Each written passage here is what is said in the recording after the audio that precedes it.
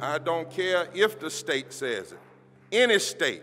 Racism is racism is racism. Apartheid is apartheid is apartheid, and it doesn't matter if you try to legalize it. Those of us who believe in the image of God in all people must stand up against it.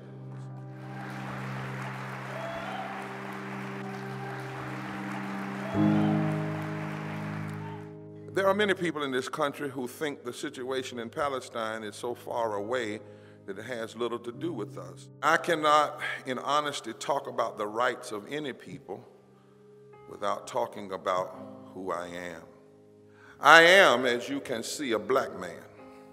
I have cousins in eastern North Carolina with skin as white and eyes as blue or green as any Midwesterner you'll meet here on the streets of Minnesota.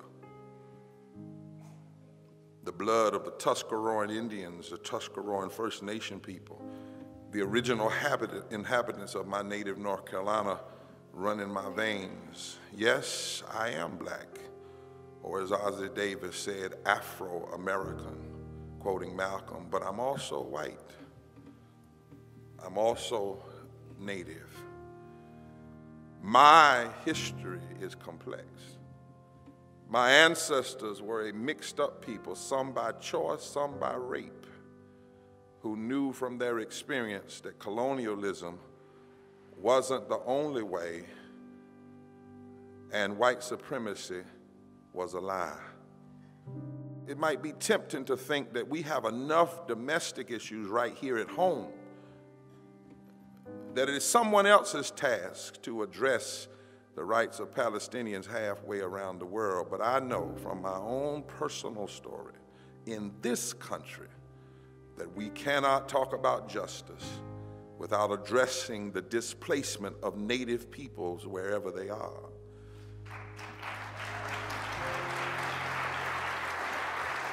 We cannot talk about justice without addressing the systemic racism of colonialism. We cannot talk about justice without addressing government repression. We cannot talk about justice without addressing our own divisions, even within the movement.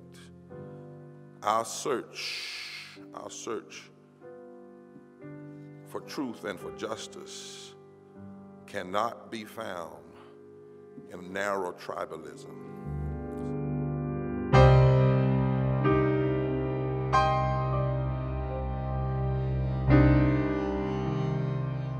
In so many ways, the Palestinian experience resonates with my own experience.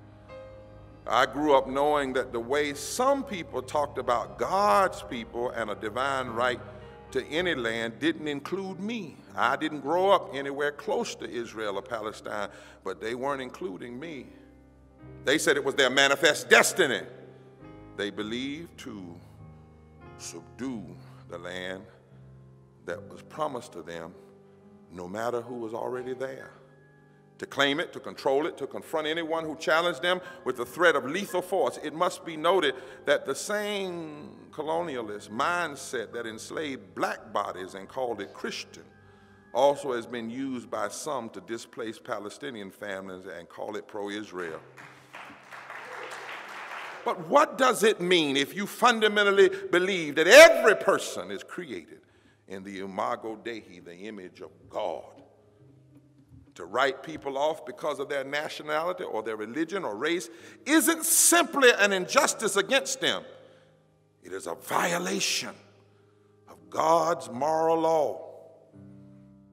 I'm here because I know the deep importance of the work to bring together everyone who holds to that moral obligation, that we recognize our Palestinian neighbors as fellow humans who deserve human rights. I'm here not naive, not unaware of the complexities, but to join the chorus of those honoring the Imago Dei of every living soul and created person. It's not always easy, but it must be done.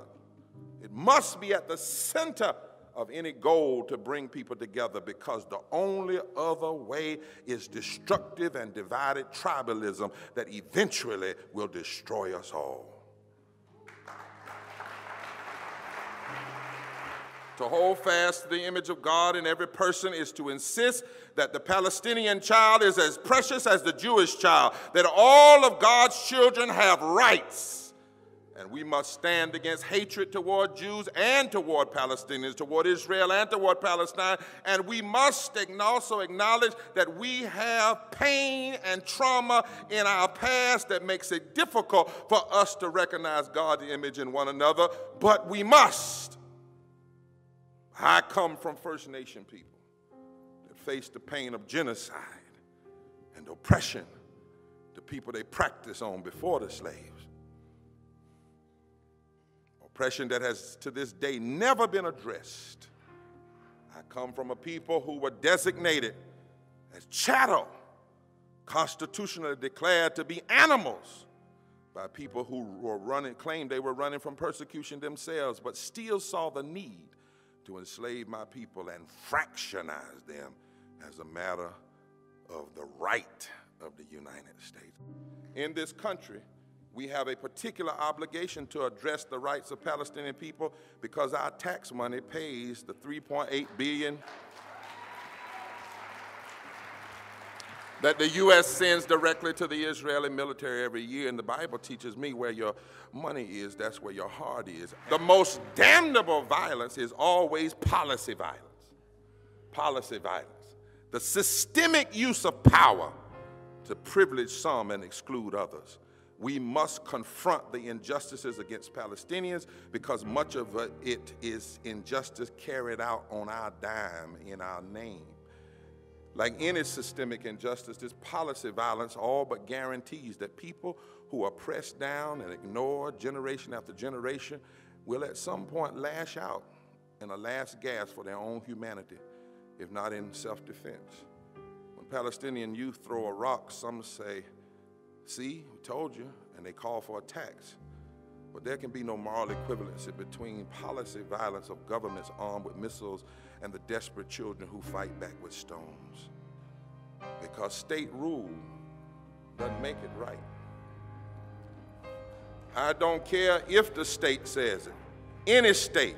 Racism is racism is racism. Apartheid is apartheid is apartheid, and it doesn't matter if you try to legalize it. Those of us who believe in the image of God in all people must stand up against it.